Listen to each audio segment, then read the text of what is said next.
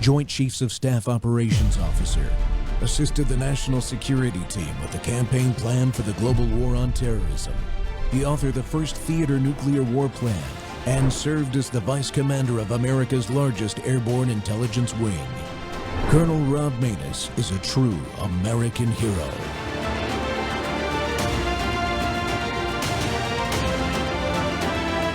This is Rob Maness Live. Is Iran over? And if it isn't, who will decide when it is? I think it accomplished a great deal, but it's not over because there's still nuclear material, enriched uranium that has to be taken out of Iran. There's still enrichment sites that have to be dismantled. There's still proxies that Iran supports. There are ballistic missiles that they still want to produce. Now, we've degraded a lot of it, but all of that is still there, and there's work to be done. How do you envision the highly enriched uranium will be removed from Iran? You go in and you take it out. With what? Special forces from Israel, special forces from the United States? Well, I'm not going to talk about military means, but what President Trump has said to me, I want to go in there. And I think it can be done physically. That's not the problem. If you have an agreement and you go in and you take it out, why not? That's the best way. What if there isn't an agreement? Can it be taken out by force?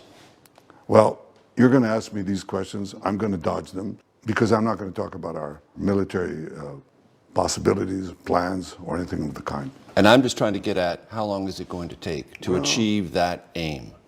I'm not going to give a timetable to it, but I'm going to say that's a terrifically important mission. Welcome back to the Rob Maness Show, folks. It's More War Monday, and we're live on Worldview 2 and X Spaces simulcast. Well, that video hits the nail right on the head. For the United States and Israel, it's all about the nukes. Iran continues its much dangerous march towards a nuclear weapons capability regardless, and it threatens our closest ally in the Middle East and global stability. That's what this war is all about. The world's holding its breath. The decisions made in the coming days will reshape not just the region, but the globe. At the same time, we're monitoring the latest responses from the president and Tehran as diplomatic talks or threats continue to unfold. And over in Europe, the war in Ukraine is grinding on. But there are fresh reports suggesting Russia might be open to coming to peace once again. Of course, we've heard this before. Is it genuine or is it just another tactical move by Vladimir Putin? Who knows? Uncertainty and risk are par for the course in warfare. Our upcoming clips are going to show that. You'll hear it admitted by a national leader, one of the two national leaders of this conflict with Iran. And to help us unpack all of this and provide sharp analysis, we're joined once again by a longtime TV news producer, former diplomat, and current host at WABC Radio in New York, Jake Novak. Jake, welcome back to the Rob Maness Show. Thanks for having me. Great way to start the week. Yeah, well, More War Monday. Yeah. Unfortunately, we still have to have it. Maybe someday we'll call it Peace Through Strength Monday someday. I'll have to come up with a catchy phrase that starts with an M. I think that's the first time. That was 60 Minutes, I believe, this past Sunday.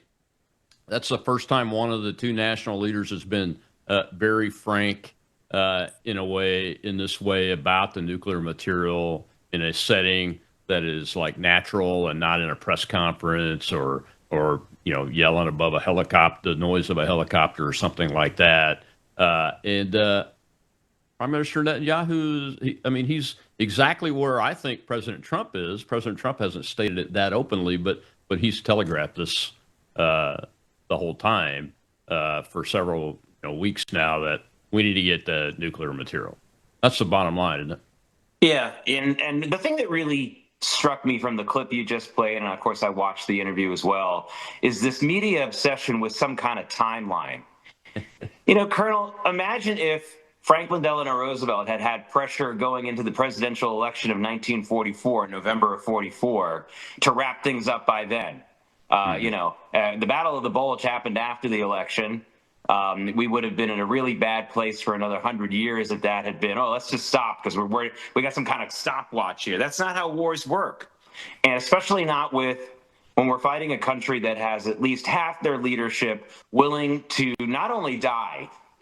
We're not really doing justice to the scenario in Iran properly when we say they're willing to die, because that's not the whole story. They're willing to let everyone else in Iran die too before they give up. So this asinine focus on timeline, especially, Colonel, and thank God we're not seeing significant casualties of any kind in this war, really, not on our side and not among civilians. So what's the hurry? I mean, honestly, I understand, we don't like gas prices. Well, gas prices have been fluctuating, actually came down 4 days in a row. I know they're really high, but we've seen a lot worse than this. And, you're going to allow the most evil nation in the world, which all it does is terrorism, to exist longer because you didn't want to pay higher gas prices for a couple more months? I mean, this obsession with the timeline is really unsettling, and it feels like an op. It feels like someone from the pro-Iran forces out there in the world, the pro-Chinese forces in the world, are feeding this timeline narrative to our news media and to the influencers, and that's why they're focused on it. Because everyone else in America, other than not loving the gas price, I don't think everyone else in America is like, come on, we got to finish this up. I don't think anyone is saying that, not normal people. Yeah, I'm glad you brought that up because I want to dedicate part of the show to that issue, Jake. I mean, it's been a myth, a narrative myth that I don't know what the root cause of it is, but the corporate media picked it up in the 1950s with the Korean War, and it's been ongoing ever since. I mean, we say today that the corporate media is primarily leftist because we can see it and hear it.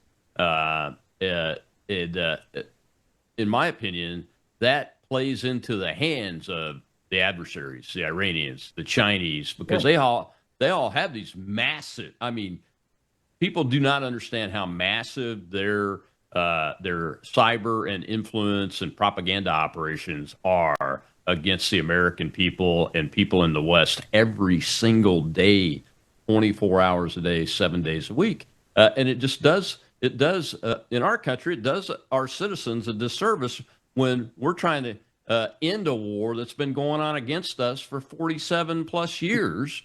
And our ally, Israel, is in combined operations with us because we're the two nations that have the most vital national interests from the perspective of nations capable of doing this job.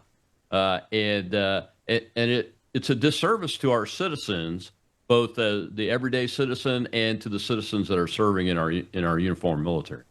Yeah, I mean, imagine telling some of these people who have suffered at the hands of Iran over the years, or their children died in those IEDs that the Iranians paid for and planned. We're on a timeline. We got to move on to something else. And it's great that you mentioned the Korean War because, we saw this in World War II with Tokyo Rose and with Axis Sally, but that was pirate radio. Only our GIs heard it. They kind of got a kick out of it. But the Korean War, if you remember, was when we had POWs on the Korean side, this North Korean side, who they trotted out in front of newsreel cameras and said horrible things about the United States. And we saw that in Vietnam as well. So this reminds me of this. Granted, we don't have POWs, thank goodness, in this situation, but we've got these mouthpieces who are ready to go and disseminate falsehoods, anti-American type sentiment, and dress it up as if it's a serious concern. Well, we got to get this war wrapped up. Yeah, no, we got to get the war accomplished, and we have to get our goals accomplished so that we don't have to do this again. Again, there's been an incredibly low number of actual casualties in this war, even on their side, let alone ours, and let alone civilians. So what's the rush? The rush is people who want the United States to lose. That's what they're in rush for. And they have a huge foothold in our news media. They have a huge foothold in our entertainment media. And they have a huge foothold in Congress. There are members of Congress who have openly said they're rooting against the United States in this war. Chris Murphy, a U.S. senator from Connecticut. This isn't some kind of like rogue congressman from Berkeley. This is crazy. He's a combat veteran. He's a combat. I think he's a Marine, insane. right? Absolutely insane. And our enemies have figured out that the hatred of Donald Trump makes people stupid and, more importantly, makes them susceptible. It makes them vulnerable to all kinds of propaganda, bribery, arm twisting, all kinds of things like that. You know, it's exactly what people do, by the way, in corporate takeovers. They look for some investors who are upset. They look for people on the board who are upset, and they take a chance to, and they cultivate that division. That's what's going on here. I can see it from a mile away, and I know you can too. And I hope all the viewers start to see it, because that's what's going on here. Yeah, I mean, even Murphy's bad enough, but now you got Sedition 6 Senator Mark Kelly, who is a retired U.S. Navy 06, same level I was, combat aviator in the Navy, has experience in peace and war, and he's openly out there trying to say how bad off our inventories are using a classified briefing that he had. Well, why on earth would we ever let somebody like that ever back into a classified briefing when we're in the middle of a conflict, we're in a war, and you want to put that out on the table? Look, I get it if you're talking to Secretary Hegseth in a closed door classified setting, but to do it publicly, like what's just been done the last 48 hours, it's incredibly wrong. And Secretary Hegseth was right to respond to it. But I think that there is a lot of foundation here to bring some of these guys up on charges, especially the retired guys. Again, Kelly's been made himself a target in that area before, but this is even worse than that.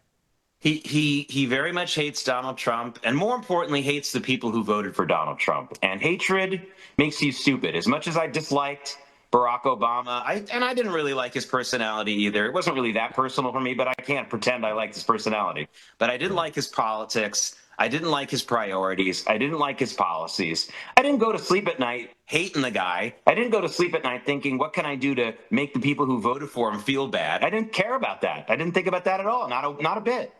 These people do that. They're obsessed with hating Trump and his supporters, so much so that their weakness, their vulnerability is extremely obvious to our enemies. Extremely. And I'd be surprised if it doesn't get much worse, because these folks are very, very, I mean, they're flashing a big red sign, come and use me to undermine your enemy, the United States of America. It's got nothing to do with blind patriotism. I agree with you. In a closed-door meeting, he could have let Hegseth have it. That would have been fine. Yeah. But this is this is far beyond that. And these people are really, really dangerous. It's one of the reasons why we put people away if they're posting violent, incendiary comments online or something like that. Because, yeah, we have free speech, but if you say, hey, I want to kill this guy on a certain day in a certain place, which is what people are doing constantly with Donald Trump, by the way, that is a crime. And more importantly, these people are sick. I mean, I think Mark Kelly and Chris Murphy, I don't know if they need to be put away, but I think they're sick. I think they're having a mental illness issue. And I don't need to be a psychiatrist to see it, just like I don't need to be I don't need to be a doctor to know that someone coughing up blood probably has tuberculosis or an internal injury.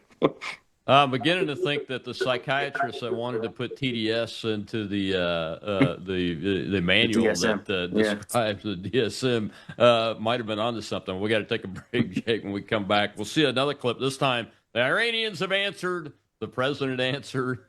I want to get your take on what's the reality of what we can expect, because I know what I think. I've been on your show talking about it the last 24 hours, but I want to hear what you have to say about it. We'll be right back with Jake Novak.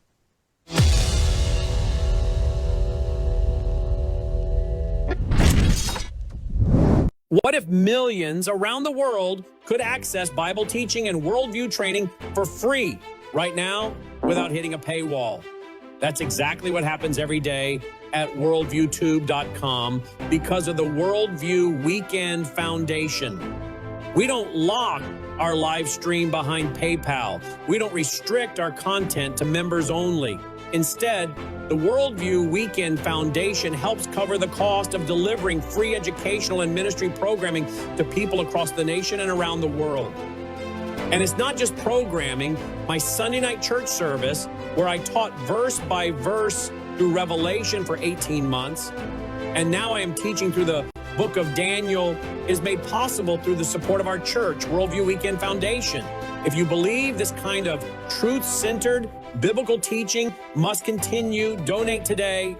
Go now to worldviewfoundation.com. You'll also find our mailing address and phone number there if you'd rather give by phone or mail. That's worldviewfoundation.com. Thank you.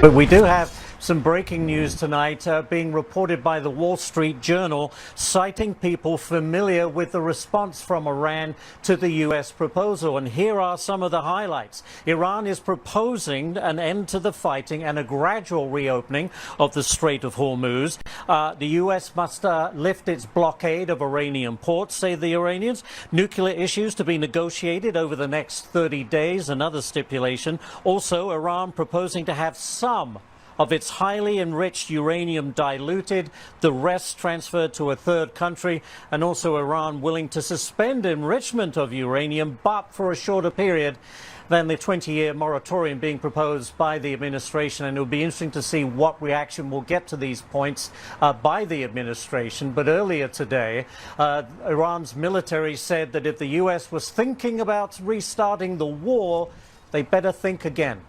Welcome back to the Rob Maness Show. It's More War Monday. We're live on Worldview Tube. My guest today is WABC radio host Jake Novak. Jake, had the president's tweet in response up there is totally unacceptable in all caps, and not surprised. Not sure where this 20-year moratorium thing's coming from. I think there's some wishful thinking on the diplomatic side, but we got to remove that. Their control over this enriched uranium and any ability to do it again, and any ability to mate anything that looks like a nuclear weapon to a intercontinental ballistic missile and those kind of things. So there's a lot to look at here, but it's pretty simple. Unacceptable. I think the president should really restart hostilities and go full scale industrial until these people capitulate. Yeah, I wish that. I remember when the president several weeks ago, maybe it was a couple of months ago, talked about total surrender. I'd really like him to use that terminology again.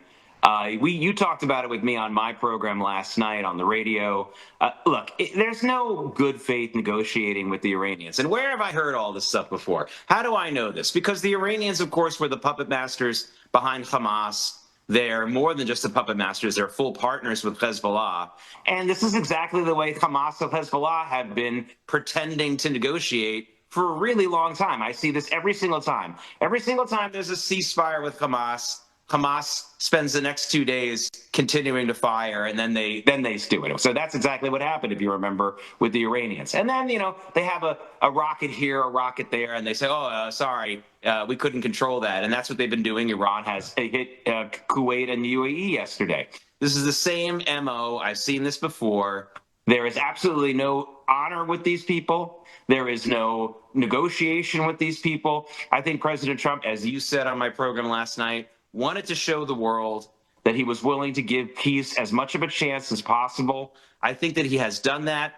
The people who hate him are never going to notice the realities of what he does or doesn't do anyway. So among that small number of people who maybe doesn't like him but aren't also deranged about him, that's a small number of people. I wish it were larger. I think that they probably figured this out, that he's tried this enough. And that's enough. This is it. I agree with you.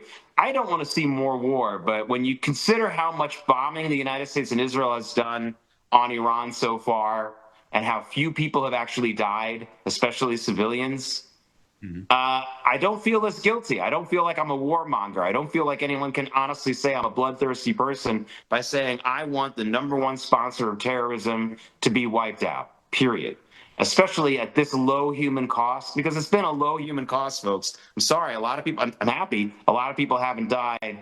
That's the most important thing to me, not gas prices and not whether or not some people are going to get their fertilizer for a couple of weeks. I understand that that's a hardship, but honestly, not really.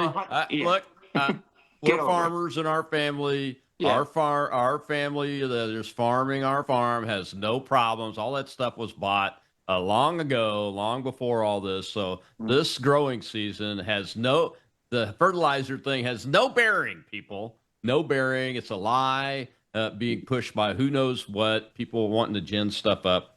Right. It's a flat out lie. And that comes to you from the ground on a major farm. Yeah, good for you. Yeah. So yeah, I get it. So I just got to ask you, you're a former diplomat. I mean, what could our side's folks be thinking to continue to try to? Because obviously they're influencing the president. He has a propensity to lean towards peace deals anyway. Yeah. So they're influencing him, but some people are out there saying it's making him look weak and it's making the United States look weak. I disagree with that. I think we actually look very strong because we're not stopping. If they're attacking us or committing war crimes, we're taking them out. Yeah. But what is it? Why are they still doing it? And what could it possibly look like at all besides some other trumped up thing like the JCPOA was under Obama? Well, I think that they're hoping that some members of the Iranian political power group who really are honest and really do want some change, however small a number they may be, might gain an upper hand from this. In other words, that they'll make the IRGC types, the real hardliners, look bad every day that we don't resume hostilities, because they can say, hey, we could actually save your life if you're willing to step down, go to Tajikistan. By the way, all the IRGC folks, that's where they want to escape to. I wasn't sure why until I saw some pictures of the the countryside there and some of the people. Okay, now I get it. But all right, maybe that's what I think. I think that that's really what's going on here. The hope that that would happen. I think they always thought that that was kind of a long shot, but worth a try. Worth a try, just so that we could say that we did that. And to placate these isolationist types within the party, within the Republican Party, and to placate some folks out there who might actually be worth negotiating with. But the more that the criticism comes from the far left and the Chris Murphys and the Mark Kellys of the world, the more it's going to be obvious that it's no point in listening to them. I think it was worth a try, but the try, I think that really even a week ago that this thing went stale, about a week ago. And again, if we had higher casualties, then I would be much quieter about saying, hey, I'm glad we didn't negotiate some kind of crazy deal. But since the casualty level has been really low so far, I don't have any guilt so far. Returning to what we were doing before with the kind of price we were paying for it and humanity was paying for it, which I think was really low. Yeah. I'm okay with it, Colonel. I think we should resume. I agree with you. Yeah, I mean, the big challenge is running out of targets, but we've given them several weeks now to reconstitute some of those targets, and we should have some new targets. All of the rumint is what we call it in the military business. Some people call it OSINT, but the rumint about the Chinese coming in finding an overland route through a third country, which is very reasonable. I would expect that they've been working on that and then bringing resupply into Iran that way. And then you mentioned yesterday the Russians now use the Caspian Sea to do drone resupply is what the reporting is. If we don't cut all that stuff off, the whole blockade, which is really working very effectively from an oil perspective, and it's costing them over $500 million a day in oil revenues, which is good, which means they have trouble paying their people, their soldiers and their police, all the people that maintain control of the population. But we've got to cut all avenues of resupply off. And somehow, and the president talked about this again, somehow get arms supplies to the resistance organizations and groups that we know are inside the country and some are probably outside the country waiting to go in. But there's been no way to arm them. Yeah, I also think people need to understand that Iran is not Iraq, and it sure as heck isn't Yemen or Syria. Iran has a very sophisticated infrastructure, a more nuanced economy. It's not just about oil, although, of course, it's mostly about that, but it's not just about that. And there are a lot of institutions there worth preserving. That's another reason why you might want to drag out a peace process in the hopes of not leveling a country that has a lot to offer once it's finally freed. I mean, gold reserves alone. I don't know if any ladies watching. Iranian gold is pretty high quality, and it's going to be a nice. You're going to be able to get some jewelry on sale, despite the high price of gold, when this thing ends, and a few other things as well. There are a lot of moving parts here, but at the end of the day, we have a radical group that still has enough control over the country. It's much reduced from where it was a couple months ago, but there's still a very radical group that has enough control over enough of the country to keep anything from really happening. And yeah, we're in a little bit of a pause point right now. And unless you're director of a movie or playing a video game, there should be no reason for you to be impatient about a pause point here. You know, if you know, Americans are saying, well, we want to see this war end. Or people at CBS News, I want to see this war. Come on, let's get something going. You know, be quiet. There's people in Iran, actual people there who are suffering under this. If they're not going crazy and patient, then why are you? Let's see what plays out here. But, you know, that's another factor that we didn't talk about. There's so much of Iran. We would not like to see Iran become leveled like Syria or Gaza or parts of Lebanon if we can help it. That would be really nice if we don't have to do that, because be a lot of great value. There'd be a lot of great value for a lot of people in the world, a lot of countries, a lot of businesses to get involved there and not have to do a rebuilding projects. Nation building isn't so hard from the political standpoint, I don't think. It's that economic part. Geez, we don't want to have to rebuild Iran. That's a really big country. It's not like Gaza or even Syria. It's much bigger than that. No, you're absolutely right. As a matter of fact, you know, the Iranian people that I've met, and I had a cousin that was saved. He was orphaned out in the deserts of Iran, and one of my uncles was working building oil fields over there many years in the 60s, and he found this boy and saved his life. He had no family and everything. So I've met, you know, I know Iranian people in our country because I grew up with him, and I've met. And even as late as campaigning for U.S. Senate, I met a large populations of Iranians, and they're very well attuned to tech.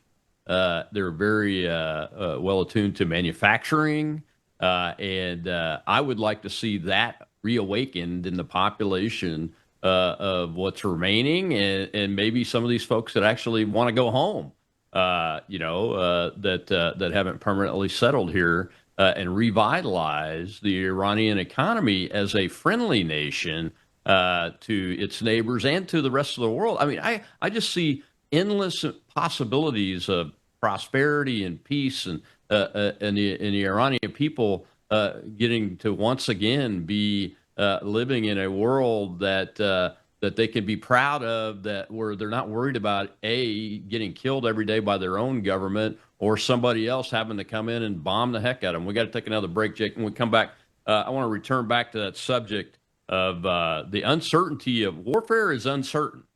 You have to understand that as we're going through this process, and the decision's already been made that we're in it. So you have to understand that. We'll hear from Benjamin Netanyahu again about that. And remember, he's a soldier. I present this upcoming clip of Netanyahu as a soldier with combat experience as you listen to him. We'll be right back with Jake Novak.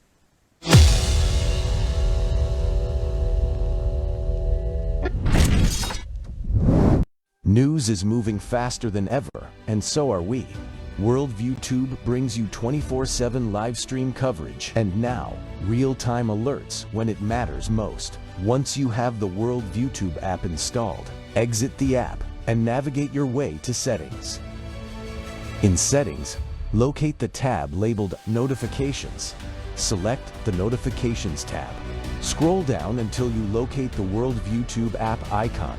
Select the tab, and here you can turn on and customize your notification experience for the Worldview Tube app. News doesn't wait, and neither should you. Turn on push notifications to stay informed. Every headline as it happens.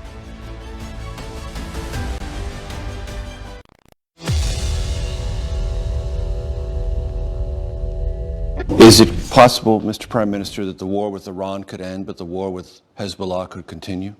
That these would be separate and divergent battlefields? They should be. What Iran would like to do is to say, no, you know, if we achieve a ceasefire here, we want a ceasefire They there. do, clearly. You know why? Because they want Hezbollah to stay there and continue to torture Lebanon, continue to hold its people hostage, and continue Will you accept that? No. No, we've said... Even if President Trump asks you to? Well, look, he understands what I'm saying. I mean, we want to get rid of that danger to our communities, to our cities. They rocket our cities all the time. They rocket our communities. And of course, would you want to live like that? So this could go on? Yeah, but even if Iran is solved? I hope, no, if this regime is indeed weakened or possibly toppled, I think it's the end of Hezbollah, it's the end of Hamas, it's probably the end of the Houthis, because the whole scaffolding of the terrorist proxy network that Iran built collapses if the regime in Iran collapses. Do you believe it is possible to topple the Iranian regime?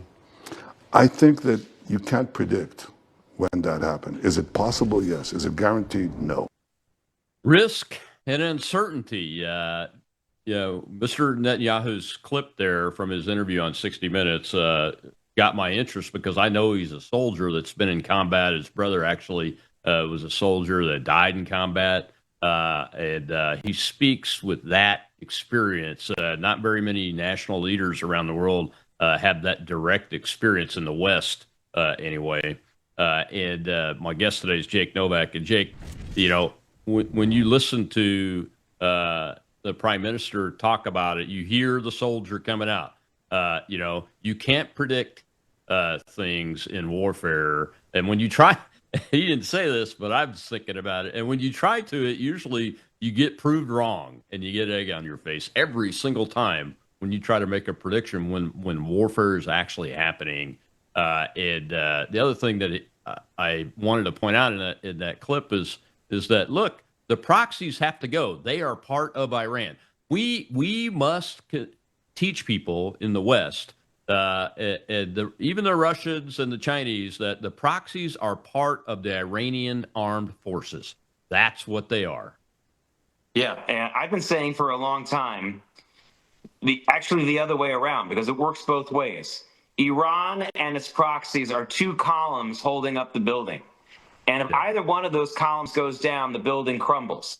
When Hamas was just about to be completely wiped out not that long ago, I predicted that the Iranian regime would only have about a year left. I'm pretty much on time as far as that's concerned, because that's all the Iranian regime does. It doesn't really do anything else. It sponsors and plots with its proxy armies all over the world.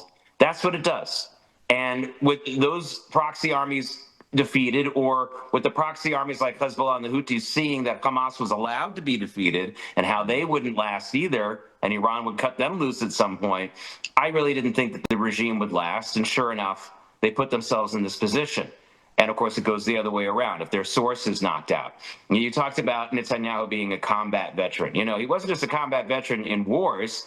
He stormed the Sabina Airlines. This was a hijack incident in Israel in the early 70s, took a shot in the shoulder. It was a pretty successful mission because they did end the hijacking threat, but some passengers were killed. His brother was involved in the raid on Entebbe and was the only Israeli soldier killed in that much more successful operation. But they both fought in wars, and you're right. I mean, once you do that, you know that crazy things can happen. But the idea that, you know, again, you could see what Major Garrett was trying to get to, the interviewer, in that 60 Minutes thing. Like, isn't Israel going to, like, go to the United States to keep going if it still has to fight Hezbollah? You know, aren't you guys, like, an impediment to peace or something like that? And it just shows incredible ignorance. There is no Hezbollah without Iran. And this is the point that a lot of people miss, there's no Iranian regime without Hezbollah. There's nothing for them to do. It's kind of like telling a prize fighter, well, we're still going to pay you, but you don't fight. And they don't know what to do with themselves. It's like the dilemma of the retired man. I mean, look what you've done. You've retired from active duty, but you've kept yourself busy to say the least. If you don't keep yourself busy with something, you know, you're like the shark that stops swimming. And people need to understand that Iran being taken care of, or that regime being toppled, means the end of Hezbollah. But Netanyahu was being a little polite there. It absolutely will mean the end of these proxies, because they won't be able to support them, and that's really and they don't exist without Iranian support. It's as simple as that. Yeah, I don't know if he was being polite as much as he recognizing that the reality that it's a tough nut to crack. You know, Yeah. I mean, these proxies and the Iranian IRGC defense system they're tough nuts to crack. I mean, I've been saying this the whole time. You have too. You can't predict the outcome. We may want to see the regime completely collapse and topple, and we may see things being done like the blockade, the naval blockade the president decided to do that could further that. But you can't predict whether it's going to happen or not, no matter what we want. Well, we got a question in the audience. I want to go ahead and take that before we get to this next break. Go ahead. Allie is our host today over there. Yes, sir. We have RC. RC, go ahead. Yeah, I just wanted to touch on the struggles we're having here in the United States. You know, to fill up my gas tank, to realize that those are first world problems. That what's happening over there in Iran is horrific, and we need just to have that sense here in America. Yeah, it is a first world problem, and I think most people that have common sense look at it that way. I'm assuming he didn't have a question. I see another hand up over there. Let's take a question. Yes, sir. We have LA Chief. Go ahead, Chief. Hey, Colonel. Yeah, so there's always blowback on these things. Let's say it goes our way with Iran. Who do you see rising up to be the regional power? Because it seems like there always needs to be an Arab or Muslim reasonable power as a counterbalance to Israel or the United States. Who do you think steps up into that role, if at all? That's a great question, Jake. Who becomes the regional power? Well, we know who wants to be. It's Turkey for the most part. Turkey is very much trying to fill that role. The problem is Erdogan doesn't have anywhere near as much control over his country like the mullahs did over Iran until just recently. That's one thing. Probably more like, and then you have another problem in that Saudi Arabia, which for a long time has been the leader of the Sunni world. For a long time, it was Egypt. You know, when we were all young people, we're all around the same age. Egypt was the most important Arab country by far for two reasons. It had the largest population and it had the largest military. Now the Saudis, who have neither much of a military or much of a population, are the most important Sunni Arab country period, because they have the most money. But they don't have enough people, and they don't have a significant enough conventional army to really do all that on their own. But I do see Saudi Arabia consolidating its coalition as the head of the Arab world, with Egypt behind them even more so, if Iran steps aside. Turkey's dream of doing this is very difficult for them. First of all, they're not really an Arab country. They also just don't, they're geographically not as much in the region as much as the Saudis or the Egyptians are, or things like that. And they have a leader in Erdogan who I don't think is going to be a leader for that much longer. I don't see him still leading Turkey 10 years from now.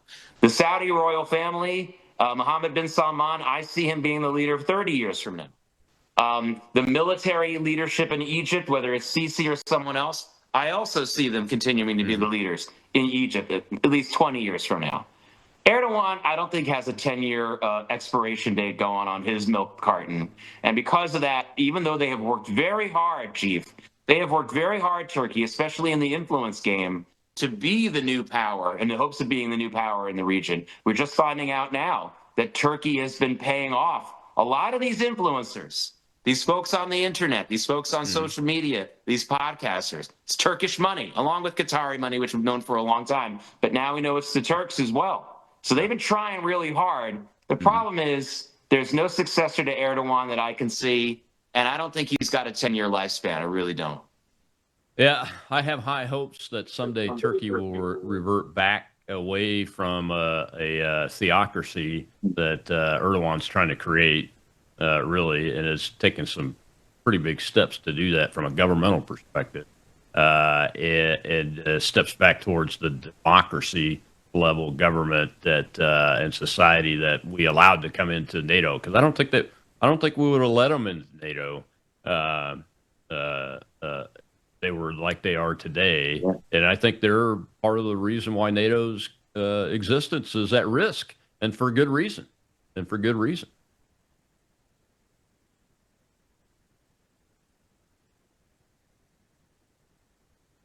Still with me, Jake?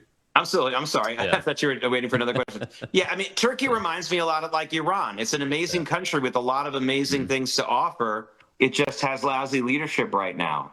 And Turkey is another one of those countries. There's a lot of countries like this: Turkey, Qatar, sometimes the Saudis, where they try to play both sides of the fence in the Arab Muslim world and then the rest of the world. And you know, it's just getting frustrating already. People need to pick a side. And it seems like in the Arab world, and the Muslim world, they always wait too long to pick a side. And it really comes and crashes down on their head. You know, Jordan's a great example there. All Jordan had to do was wait out the 6-day war and not attack Israel. We have the phone conversation on tape between the prime minister of Israel back in '67 telling then King Hussein, like, listen, we'll leave you alone. You're going to be able to keep control of the whole West Bank. Just don't attack us. And they did anyway. And Jordan's been an irrelevant country ever since. There's a lot of Jordans out there. You know what I mean? And it's amazing how they keep blowing it in that region over and over. Do you see we've seen the UAE kind of flexing itself and responding into Iran and those kind of things. Do you see them as a rising potential larger power in the region? Absolutely. I mean, they've made it clear. One of the most interesting developments of this war is that the UAE now has completely proven that it can be independent of Saudi Arabia.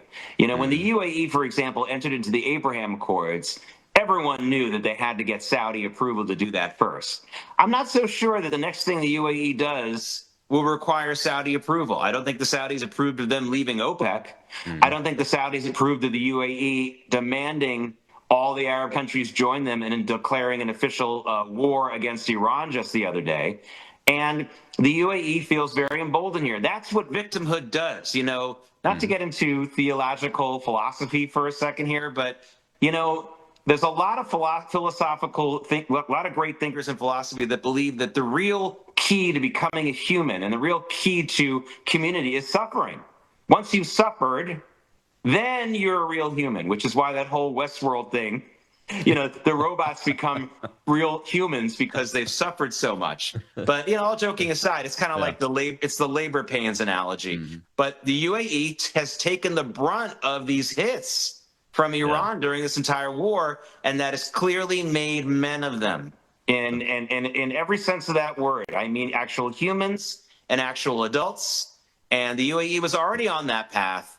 But absolutely, I think but they're not big enough, and they certainly don't have a huge military. But what they could become is the great new mouthpiece of the Arab world. If some of these morons, and there's no other way to say it, they're just ethical morons in Syria and in Turkey and other people, allow themselves to just enjoy the ride, the amount of economic prosperity they could bring to themselves and their people, if they would just stop hating for a second, is immeasurable. But, you know, they've had these opportunities before and they've failed. So I'm not holding my breath. But it's great to see what UAE and Bahrain and some of those other countries are doing. But that has always puzzled me. They have all this possibility and potential for economic prosperity for all their people, but they're constantly struggling and worried about the people that are kept down rising up and attacking whoever's controlling the government in each one of those countries, as a matter of fact. Something's not right there. We got to take our last break. When we come back, we'll shift to the Ukraine-Russia war, Jake, but they're linked no matter what because of China and Russia. The Iran war is now linked to the Ukraine-Russia war, so I'd be interested to get your thoughts on what's going on with that. We'll be right back, and we'll hear from Putin on the way back in.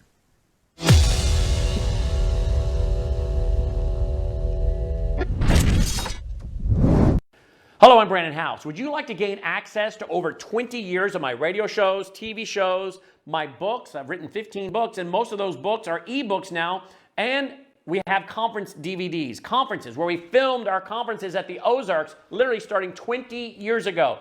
It's all available in our archived vault. All you have to do is go to worldviewtube.com/vault, worldviewtube.com/vault, and for a reasonable monthly fee, you gain access to over 20 years of Christian worldview programming, news, information, books, documentaries, and a powerful search engine.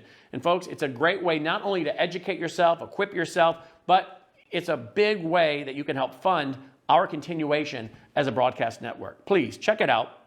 worldviewtube.com/vault, worldviewtube.com/vault, and help us continue pushing out a Christian worldview.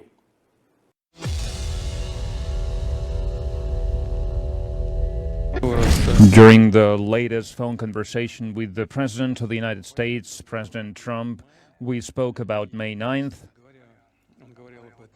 and I believe he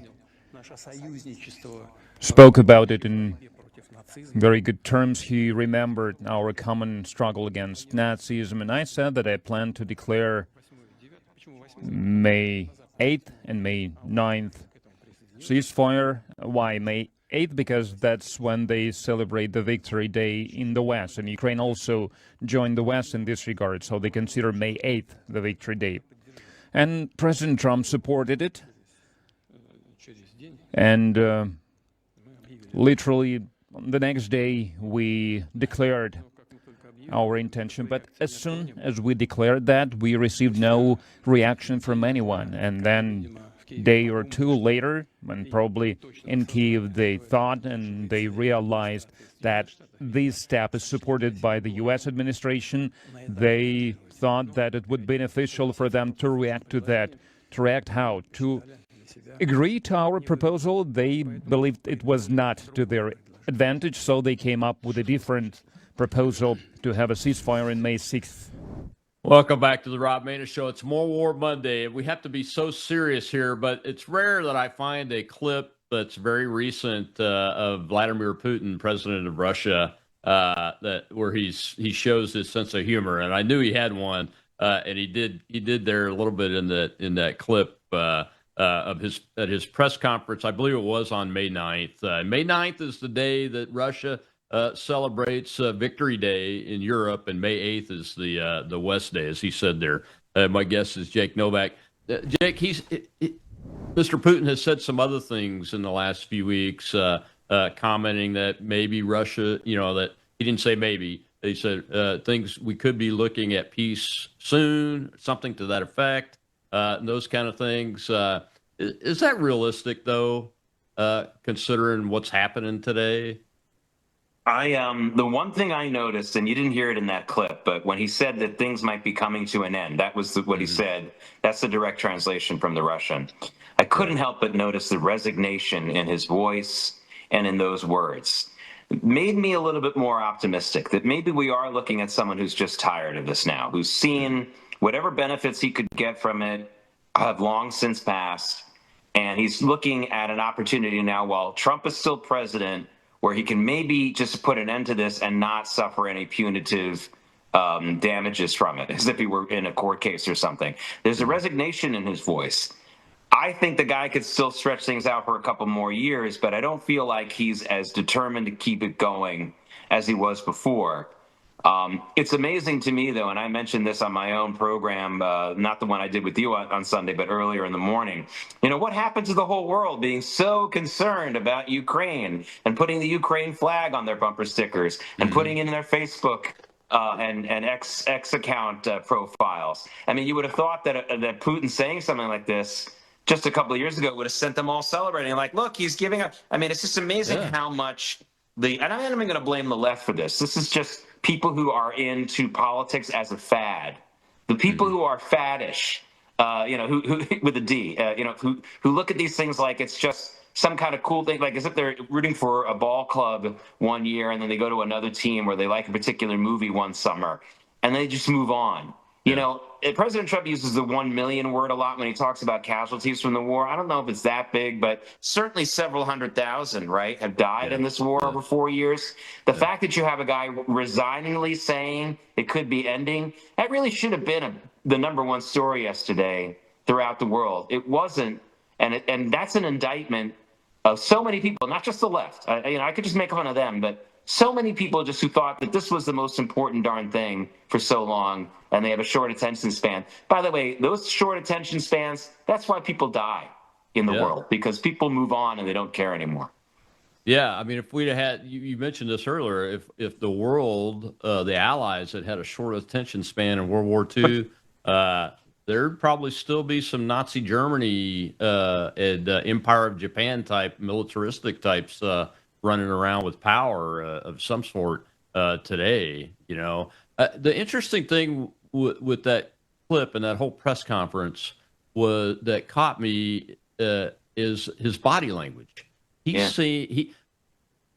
My instinct is that he and his team have already made the decision, because he seemed relaxed in a way that usually, go back and look at even the interview with Tucker Carlson, where he's one-on-one with him. He was not, he's usually more of a government bureaucrat, stoic, not stoic, but very, here's the rules. We're going to follow the rules, but in this clip, he seemed very relaxed, kind of had a sense of humor, almost as if they'd already made the decision to do this. And now the tension's no longer in his body. Yeah. You know what I mean? And you mentioned before we went to the break that these things are all intertwined and connected. Mm-hmm. The Iran war is possibly the off-ramp for Putin, isn't it? Putin can say, we will stop supporting Iran and meddling there, like we talked about last night. They're sending killer drones to Iran over the Caspian Sea, which is another route to get to them. Mm-hmm. And he now has the bargaining chip to say, if you don't punish us after we stop hostilities with Ukraine, if you don't seek to really make us pay reparations or for the further sanctions, then we'll stop meddling with Iran. And he got the off-ramp he needed here. Mm-hmm. And I'm okay with that. Look, punishing Putin, sure. I don't know if anyone will be able to do that necessarily. So it seems like it's a stretch to do that anyway. And frankly, if the Iranian oil comes back into the open market, like the Venezuelan oil comes back into the open market, Russia's oil, the value of its oil industry will be diluted anyway. So it doesn't feel like such a loss to us not to go after Biden-era punitive type stuff against Vladimir Putin. I just don't see it. Yeah, and my instinct is just my instinct only. I have no evidence of it, but my instinct is that he and President Trump are talking in the background and have been talking in the background a bit from an economic perspective. He can't trust the president, so he's got to have some kind of leverage to try to get a deal that has something of value to the Russian people. It's something in the plus column. And this Iran war is a way to do it, but I think he's always been willing to listen to President Trump from an economic deal perspective as a way to get out of Ukraine. Yeah, I mean, the only thing he has to offer the Russian people is, like that old saying, the one thing about hitting yourself on the head with a hammer is it feels great when you stop. So the Russian soldiers and young people who have been fighting in this war, the idea that they won't have to continue a draft or whatever they're doing to get the troops on the border into Ukraine, that ending, that's what he can provide to the Russian people. And again, just having a relief on that scale should be pretty nice. It's an interesting conversation today because, you remember it wasn't long ago when the hand-wringing and gnashing of teeth and wailing about the Russians were going to come across Western Europe and take the continent was going on. Yeah, I mean, what a ridiculous thing. Not that Russia doesn't have hostile intentions for us. I think they do. Putin does. But they've literally been bogged down in this thing in the Ukraine. Could they have done other things to win? Yeah, they could have. But honestly, we should continue to worry about Russia, but not on that wide scale. And really, the problem in Europe, as people like us have been saying for a long time, is completely self-inflicted. Europe's destroying itself. They don't need Vladimir Putin to invade them. They opened the gates to be invaded, and they're an incredibly weak, and they've destroyed so much of their economic and military and certainly political power themselves. And Vladimir Putin didn't have to do one thing to help them to do that. Yeah, and the evidence just doesn't hold up that they think that Russia is a threat capable of rolling over Western Europe like the Soviet Union was a threat, because a lot of them are still buying Russian oil and gas, including the Ukrainians. Diesel is refined in India, which is Russian oil and gas. It's just insane. I mean, it's like a Rube Goldberg cartoon. It's the craziest thing. And again, one of the things I always say to far left activists, whenever they say things like population reduction or get rid of gas, or I always say, you first. You kill Russia. And okay, you first. Stop buying their oil. Oh, you're not willing to do that? Call me when you're willing to put your own money where your mouth is. And 9 times out of 10, that ends the argument right there. Simple as that. It does. Well, let's finish this one up talking about your thoughts on NATO. What do you think? Is NATO still a viable alliance, or are you like me, where I think they lost viability when they went on the offense in various ways and areas, and lost the moral high ground as a purely defensive alliance against the Soviets? Well, most of our NATO allies don't have enough stability at home to be considered a reliable ally. It's not, it's no, I mean, you have a situation in Great Britain and France, and now to some extent in Germany, where it doesn't look like those governments have any stable control. And more importantly, Colonel, it doesn't look like there's a significant reform replacement movement in there. I know the Reform Party just won all these local elections in Great Britain, but I'm still not convinced that Nigel Farage, who I like a lot of the things he says, but I don't see him as someone who is capable of governing, and I don't really think he's all that interested in it. Do you? Because I don't. And I'm not sure. I can't tell. Yeah, at least he talks the talk. There's no one in France and Germany who even talks the talk. So the idea, I mean, this is, so much of what we discuss, Colonel, whether it's like, for example, things like a two-state solution, or is Iran, are we going to make peace with Iran? They're irrelevant conversations that we're having with ourselves, because our enemies in this situation aren't interested in peace or an independent state or any of these things. We're having this conversation about the future of NATO while some of these major countries are completely unstable on their own. Forget about being able to fight in a foreign war with us. They're not even able to keep the peace in their own country. So it's you talk about a first world problem. This is like first world prime point. This is like a 0.1 world problem. Like, we're talking about this while as if these countries really don't have enough on their plate right now that they could possibly put. I mean, if Great Britain put all of its fighting males off to war somewhere, the idea that country could sustain, I mean, I think it would be overrun by the enemies within in a day. So they're not going to do that, Colonel. They're not going to do that. They can't take that risk. So, and that's another reason why they were big talkers about Ukraine. There was never a threat, in my opinion, of a significant European force joining the Ukrainian forces in the field, because they can't spare them. It's as simple as that. There you go. Well, thanks, Jake. I appreciate you joining me. Tell folks real quick where they can find the radio show. You can follow him at JakeNY on X.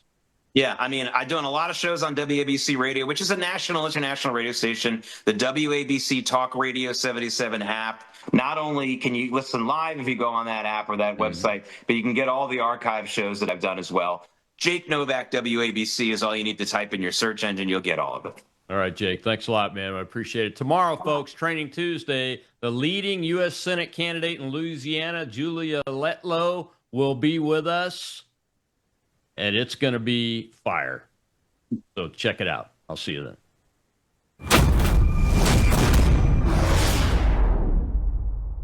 What if millions around the world could access Bible teaching and worldview training for free right now without hitting a paywall? That's exactly what happens every day at worldviewtube.com because of the Worldview Weekend Foundation. We don't lock our live stream behind PayPal. We don't restrict our content to members only. Instead, the Worldview Weekend Foundation helps cover the cost of delivering free educational and ministry programming to people across the nation and around the world. And it's not just programming.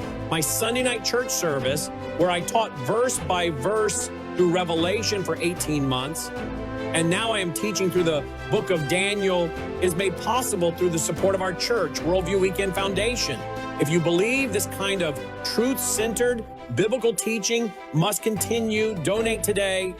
Go now to worldviewfoundation.com. You'll also find our mailing address and phone number there if you'd rather give by phone or mail. That's worldviewfoundation.com. Thank you. News is moving faster than ever, and so are we. Worldview Tube brings you 24/7 live stream coverage and now real-time alerts when it matters most. Once you have the Worldview Tube app installed, exit the app and navigate your way to Settings. In Settings, locate the tab labeled Notifications. Select the Notifications tab. Scroll down until you locate the Worldview Tube app icon. Select the tab, and here you can turn on